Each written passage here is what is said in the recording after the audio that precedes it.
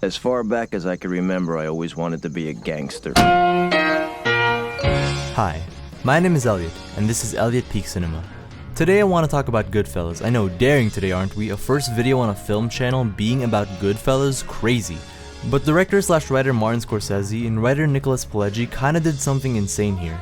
They hid something in this movie, several things actually, and with Goodfellas recently hitting its 35-year anniversary, I wanted to explore themes and concepts this movie discusses that isn't really talked about as much, at least in the general fanbase. I know that this movie has been out for 35 years and it seems like there's nothing else to talk about, but there's more. There's much more.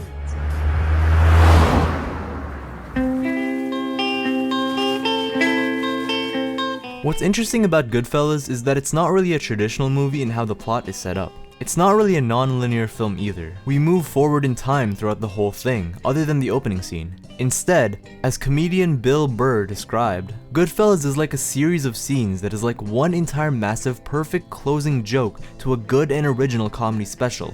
However, instead of the comedy special being there in the first place, it's just the closing joke. Goodfellas is a perfect closer. Every scene in this movie is like a perfect ending scene to any other movie. Unlike many mafia movies that seem to follow a continuous plot, Goodfellas feels much more like a selection of scenes. Of course I'm talking more about the feeling here. Goodfellas obviously has a plot, but besides Thelma Schoonmaker's fantastic breakneck fast-paced editing, why does Goodfellas feel so different? I think something that threw me off during rewatches of the movie but made me understand why Goodfellas feels this way was the Lufthansa heist. When I first saw this movie, I was excited for the mobsters to rob the airport. They spent so much time building it all up, only for us to get the news that they've successfully robbed the place while Henry is showering. It's a bit anticlimactic, until you realize that the whole movie doesn't really need that. The first time I watched it, I was a bit disappointed, but I didn't really recognize it because of the scene before and the scene after setting up the success of the movie.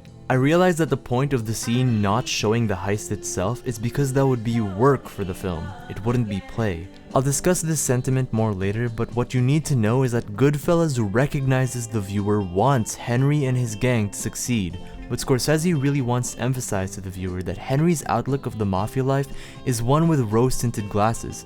Henry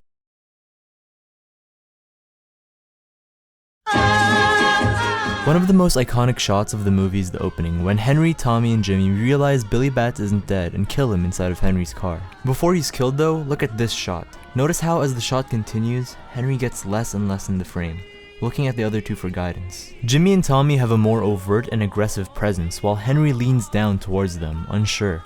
The red light is cast on all of them, but you can see the characters are acting different. I think if you showed this shot to a stranger, Henry could be confused for someone these two criminals are related to but not working with. This is cinematic storytelling at its finest, and it's telling you that Henry is an outsider.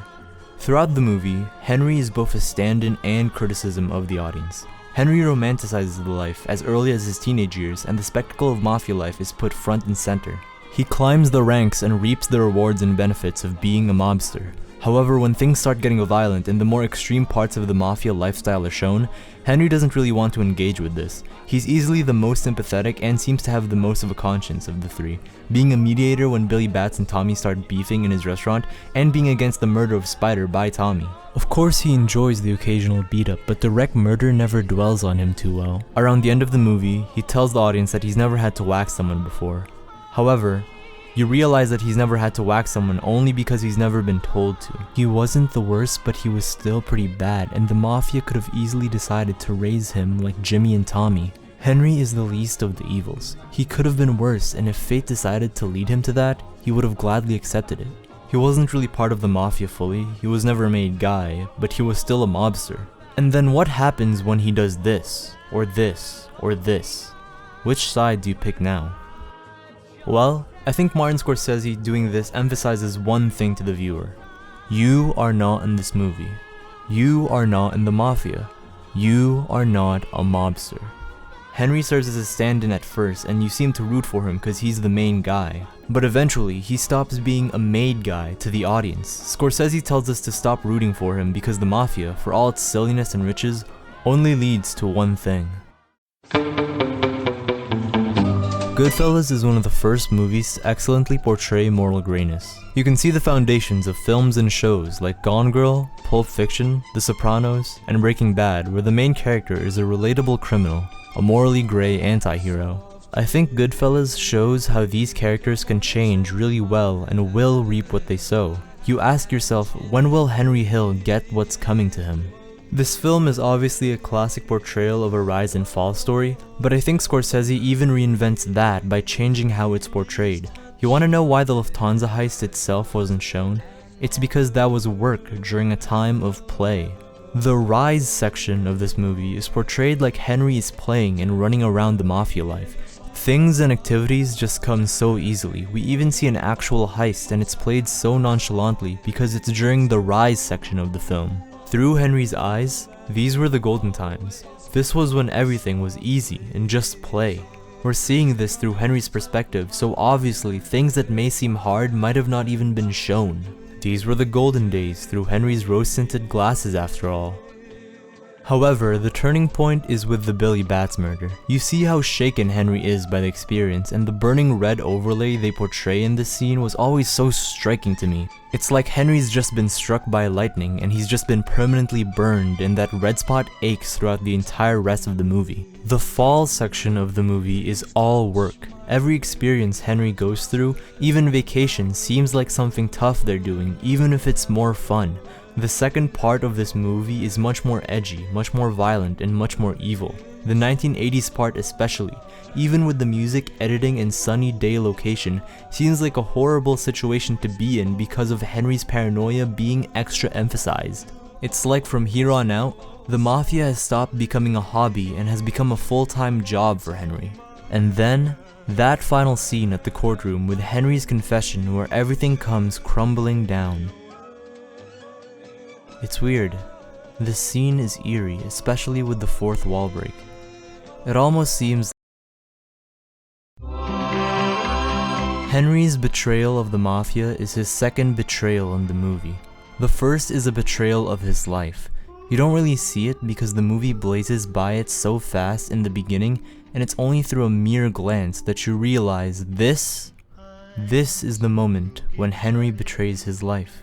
Obviously, he's really young, and I'm gonna blame his bad parents and worse mobster influences for this, but at this moment, he's fully decided that the idea of being sacred, being a kind, law-abiding citizen, that's all out of the equation for him.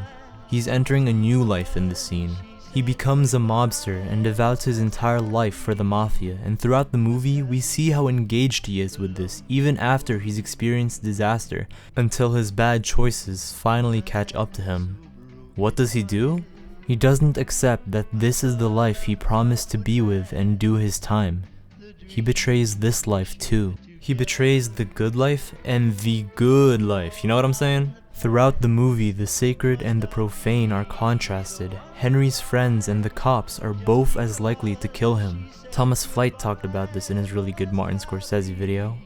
Karen and Henry's relationship revolves around both love and money, defense and attraction as equally as possible until the end. And again, the most obvious parallel is the good life versus the good life at the very end of the film, with the cloned suburban homes and the monotonous looking sky.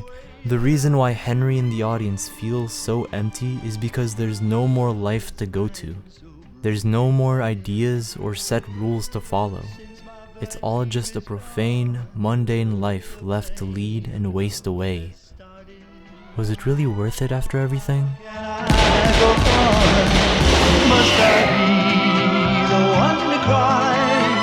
Just because she said goodbye, must I be? Hi, I don't really want to do this after every video, but it's my first, and I'd like if you guys liked, subscribed, commented what you thought. This is a new film channel, you know, like Every Frame of Painting, Thomas Flight, Cinemasticks, Seen It, Just an Observation, but Elliot Peak Cinema is something I really want to do slightly different.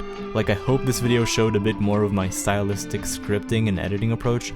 Thanks for watching, and I'll see you guys next time. Bye!